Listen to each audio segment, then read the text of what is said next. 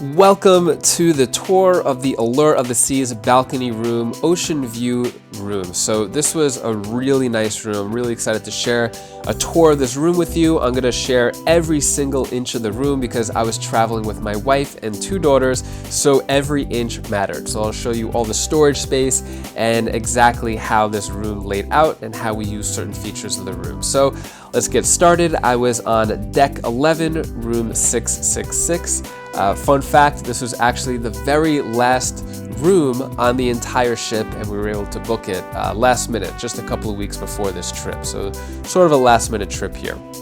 So as we enter, you have great lighting from the balcony, especially if you have the curtains open.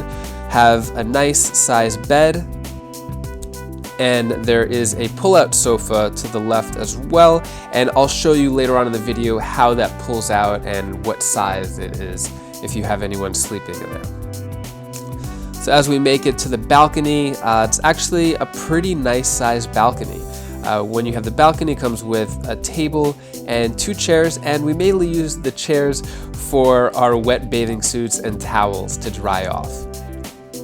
So this is not the nicest view I could show you, but this is right at the port in Fort Lauderdale, right before we were going to embark on our trip, 7 nights, and I think this room was perfect for 7 nights on the Allure of the Seas.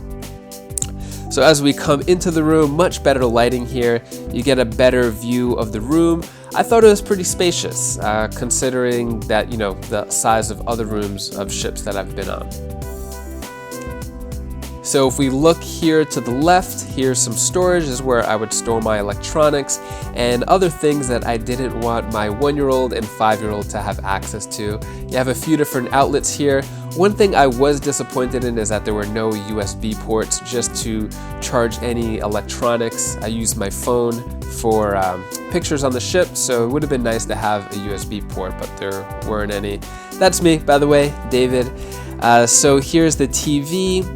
And some more storage space here. So we have a dryer, tissues, 2 more drawers where you could store some clothes or other personal items. I would say pretty good amount of space there. Here's the mini fridge. So anytime you open the cabinet door, the door of the fridge is attached to the door. So if you open both, you know, they both open together. There's the clock. Was also a little disappointed that it had the old iPod ports in the clock. But here's the TV, so you could swivel it to the bed or to the sofa, depending on where you're going to watch TV. Here to the left is some more storage space. Also, one of the best things that I like about this is you get little animal towels.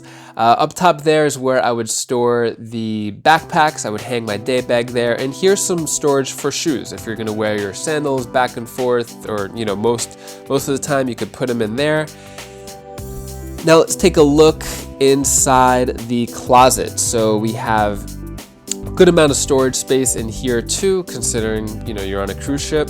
So we have the safe. This is my hand, so as you can tell, you know, relative to the size of my hand, it's a pretty small safe compared to hotel safes. And more storage space here.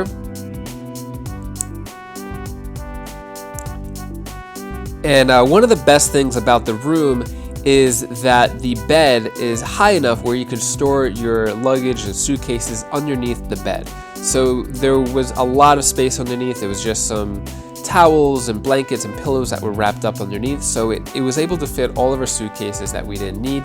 Here's the other side of the closet. I'll open up the other door just to give you some more space. In our room, the door was a little sticky, but it didn't matter because we didn't really need to open it up too much anyway. So we have plenty of hangers for hanging up your nice clothes here, and there's a good amount of space on the floor here. I would say it was probably like 2 feet by 3 feet, and you could probably store some more luggage there on that luggage handle that comes out. We have a thermostat which you could control the temperature of the room as well as the other switches, and a really nice size mirror as well.